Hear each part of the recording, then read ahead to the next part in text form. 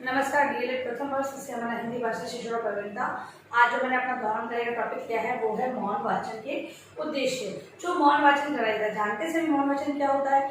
जब अध्यापक पाठ पढ़ाता है तथा विद्यार्थी सर्वप्रथम करता है, उसके बाद की जो सोपान होते हैं उसके अंत में हम लोग देखते हैं कि प्रश्नोत्तर से पहले अध्यापक या विद्यार्थियों को कहता है कि आप इस पाठ का वाचन करें। मौन वाचन प्रत्येक विद्यार्थियों को वो आदेश देता है, निर्देश देता है कि आप चुप रहकर, मतलब कि बिना होठ को हिलाए इस पाठ का वाचन कीजिए। अब एक मौन वाचन होता है वो विद्यार्थियों के लिए बहुत ही आवश्यक है, क्योंकि जो हमारी मन की गति है कि है आंखों की जो गति होती है वो तीव्र होती है। हम बोलते हैं उसमें समय अधिक लगता है, वही हम केवल देखकर उसे पढ़ते हैं, देखकर उसे मन ही मन पढ़ते हैं तो वो गति बहुत ही तीव्र होती है, बहुत अच्छा और स्थायी ज्ञान प्राप्त होता है। इसीलिए मौन वाचन करवाया जाता है। और मौन वाचन के कुछ उद्देश्य हैं जो प्राथमिक स्तर को ध्यान में रखकर लिए जाते हैं। छोटी कक्षाओं में, पहली दूसरी कक्षाओं में मौन वाचन नहीं करवाया जाता है, लेकिन चौथी पांचवी कक्षा है उनके लिए कुछ हद तक मौन वाचन का प्रावधान दिया गया है। आइए हम कुछ ऐसे उद्देश्यों को जानते हैं जो भविष्य में भी मौन वाचन के लिए बहुत ही आवश्यक। एक शिक्षक, क्योंकि आप शिक्षक बनने वाले हैं तो आपके लिए भी मौन वाचन है तो कुछ उद्देश्य रखता है। और एक शिक्षक है वो अपनी शिक्षण कार्य की तैयारी से पूर्व यदि अगर पाठ का मौन वाचन करे तो वो जो ज्ञान उनके पास प्राप्त होगा या उससे संबंधित जो भी समस्या होगी उसका पहले ही निवारण हो सकता है। आइए देखते हैं मौन वाचन के उद्देश्य। तो मौन वाचन से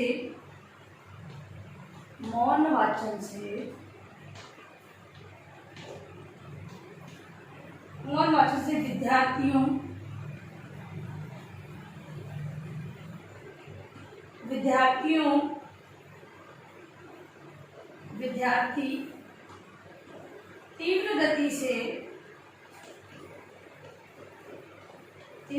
से पढ़ने में समर्थ होते हैं। मौन वाचन का पहला उद्देश्य है कि विद्यार्थियों को यदि तीव्र गति से पढ़ना सिखाना है तो उन्हें मौन वाचन अवश्य करवाना चाहिए। अगला है मौन वाचन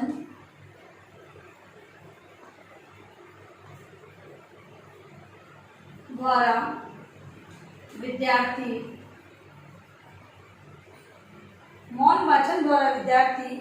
परिचित शब्दावली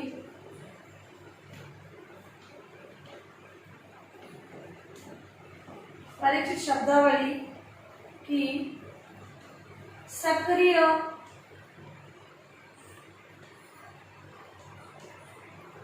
सक्रिय शब्दावली में परिवर्तित कर लेता है। जैसे कि उसने पहली कक्षा में जो शब्दों को ज्ञान प्राप्त किया है, जिसकी समझ उसके अंतर्गत है, वही अगर वो पांचवी कक्षा में उन शब्दों का प्रयोग अगर अपने विषय वस्तु के अंतर्गत देखता है, पाठ के अंतर्गत देखता है, तो उसकी समझ, जैसे कि उसने गाय को देखा हुआ है तो अगर गाय के बारे में कोई जानकारी दी जा रही है, गाय के बारे में कोई कहानी बताई जा रही है तो उसे ध्यान आ जाएगा कि गाय शब्द वहां पर भी प्रयोग हुआ था और यहाँ पर भी उसी गाय के बारे में सारी जानकारी हमें दी जा रही है। ठीक है, तो इस प्रकार से परिचित शब्दावली का वो सक्रिय शब्दावली में परिवर्तन करना प्रारंभ कर देता है। अगला है मौन वाचन द्वारा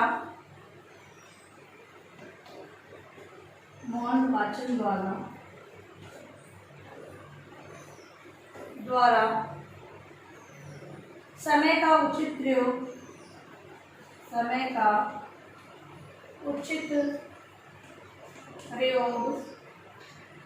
किया जा सकता है। भाई हर जगह है जोर जोर से बोलकर चिल्लाकर नहीं पढ़ा जा सकता है, वही अगर मौन वाचन की आदत विद्यार्थियों में हो जाए तो कहीं भी बैठकर वो अपनी विषय से संबंधित जानकारी मन ही मन पढ़ सकता है, जिससे कि उसका ज्ञान और भी बढ़ जाएगा। तो यहाँ पर क्या है, समय का उचित प्रयोग करना, जो व्यर्थ समय है या अवकाश का समय है उसका प्रयोग विद्यार्थी मौन वाचन में लगा सकते हैं। अगला है मौन वाचन द्वारा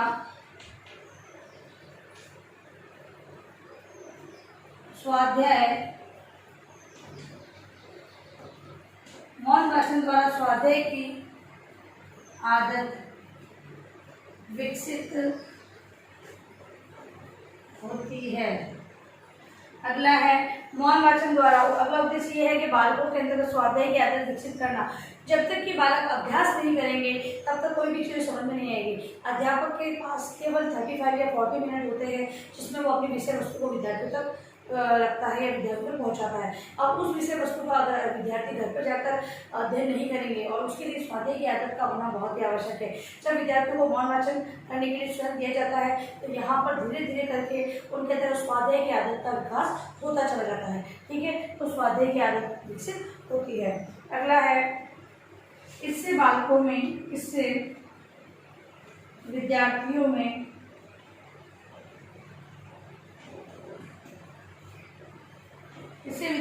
में वाचन के प्रति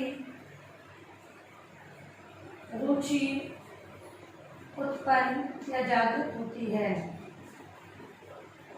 जब विद्यार्थियों को स्वयं पढ़ने के लिए दिया जाता है, जब वो पढ़ लेते हैं, अध्यापक उसे पूछता है किसी ने पढ़ लिया, उससे संबंधित प्रश्न करता है तो विद्यार्थी उसका उत्तर देने में सक्षम होते हैं। तो यहाँ पर अगर क्या होता है कि विद्यार्थियों को मोटिवेशन मिलता है कि उन्होंने पढ़ा इसलिए वो उत्तर दे पाए, तो अब क्या होगा, विद्यार्थी और प्रकार से पढ़ने का प्रयास करेंगे, वो आगे से आगे पढ़ने का प्रयास वो करते रहेंगे। तो यहाँ पर रुचि जागृत होती है। अगला है, विद्यार्थियों की वाचन की गति, विद्यार्थियों की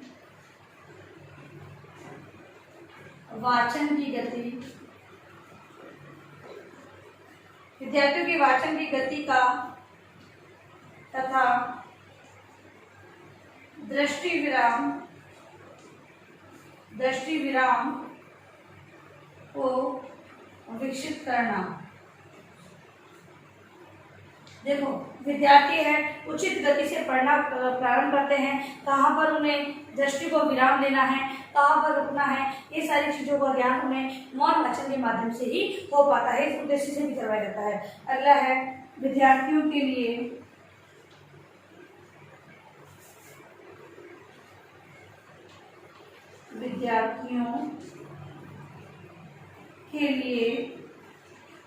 ज्ञानार्जन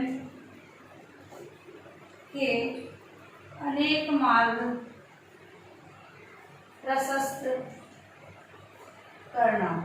विद्यार्थी जब उनके अंदर स्वाध्याय की आदत मौन वाचन के माध्यम से हो जाती है तो उनके पास क्या होता है, ज्ञानार्जन, मतलब अलग अलग पढ़ना सीख चुके हैं, मौन वाचन को कर रहे हैं, तो यहाँ पर आकर क्या होगा, विभिन्न प्रकार की जो पुस्तकें होती है जिन्हें हम सहायक पुस्तक भी कह सकते हैं, वो वहाँ से भी ज्ञान को अर्जित करने का प्रयास करने लग जाते हैं। तो हर तरह से वो क्या होता है, ज्ञान का मार्ग का प्रशस्त हो जाता है। अगला है, विभिन्न पत्र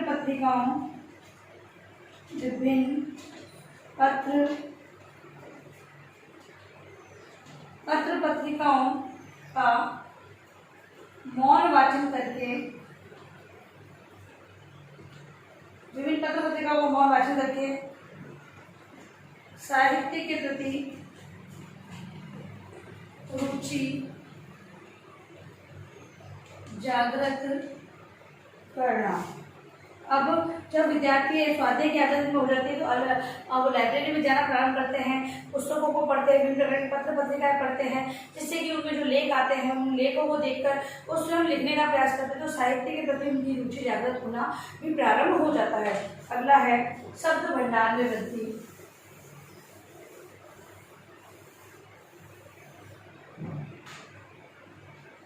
अगला है, शब्द भंडार में वृद्धि।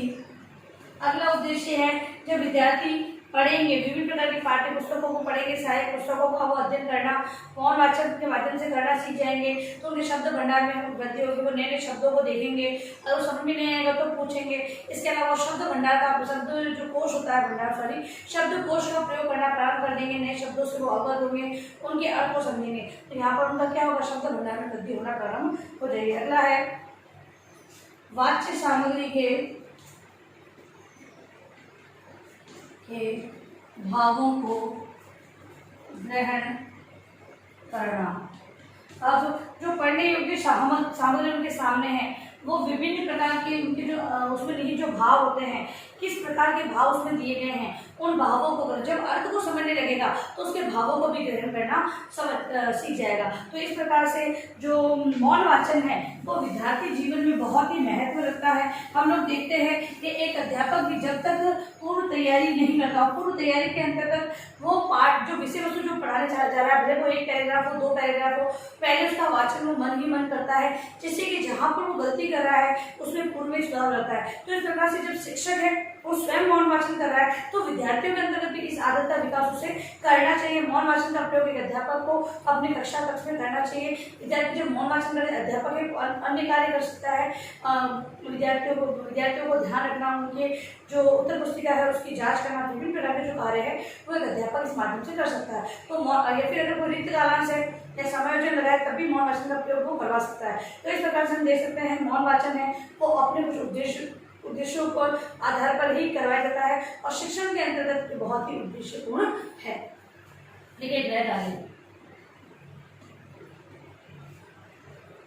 मौन वाचन के उद्देश्यों को समझाइए। मौन वाचन के क्या उद्देश्य रहते हैं, उद्देश्य को लिखते हुए उसको एक्सप्लेन आपको करना है। और अंत में इस महामारी के दौर में कम से कम आवश्यक कार्य होने पर बाहर निकलें।